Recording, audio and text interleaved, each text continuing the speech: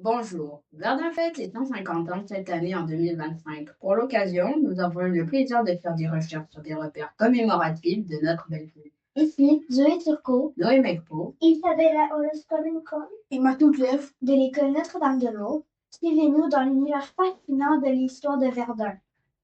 On disait avant que l'église était le cœur du village. Savez-vous que l'église Notre-Dame-de-L'Aube a une magnifique histoire? Écoutez bien, nous allons vous la raconter dans ce balado. Dans les années 1920, les paroissiens de l'église Notre-Dame des Sept Douleurs trouvaient que leur église était rendue trop petite. Le 18 mars 1928, on a créé la paroisse Notre-Dame de l'Aube. le terrain qui a servi à la construction de l'église et du presbytère a été acheté en 1928 pour la modique somme de 40 000 dollars. On a confié les plans à l'architecte Anastas Gravel. Et savez-vous que c'est aussi lui qui a fait les plans de l'auditorium de Verdun en 1969? C'est bien, monsieur. Les travaux d'excavation et de fondation de l'église et du presbytère ont débuté en même temps, à la fin septembre 1928. Le presbytère fut terminé moins d'un an plus tard.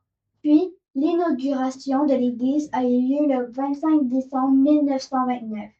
En tout, les travaux ont coûté environ 260 000 dollars.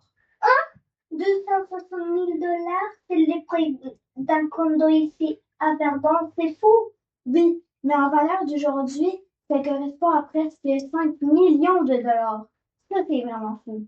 Et puis, il y a l'histoire de son nom. D'où vient-il? Pourquoi avoir nommé une église et une école ainsi? Eh bien, en 1858, Bernadette, une adolescente de 14 ans qui vivait dans le village de Lourdes en France, a affirmé avoir été témoin de l'apparition de la Vierge Marie dans une grotte, et ce, 18 fois. Au début, personne ne la croyait, mais rapidement, la nouvelle s'est répandue. La grotte est devenue célèbre et la jeune fille aussi.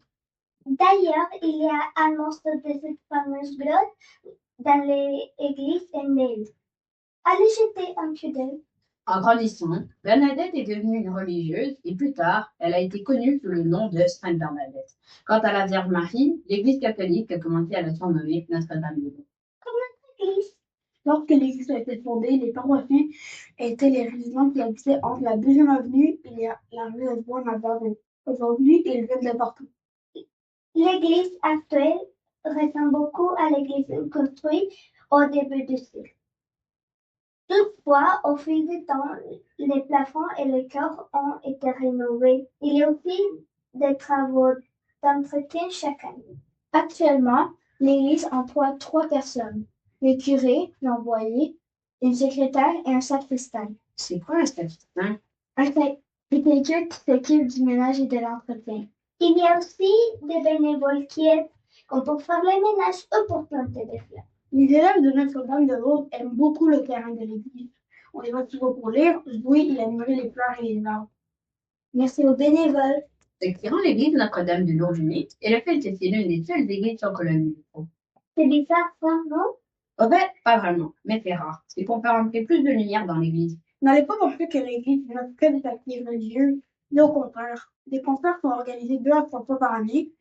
Le sous-sol est également disponible à la location pour les familles pour organiser des bazars comme celui qui est chaque semaine, et aussi pour les scouts. Tout comme la ville de Verdun, l'église Notre-Dame-de-L'Aube s'apprête à vivre un anniversaire.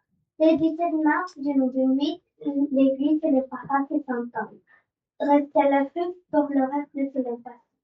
Pour les années à venir, l'Église et ses paroissiens souhaitent travailler ensemble pour conserver l'Église de Notre-Dame-de-L'Aube et faire tout ce qu'ils peuvent pour la garder belle et fonctionnelle. On compte faire notre part pour les aider. Et vous?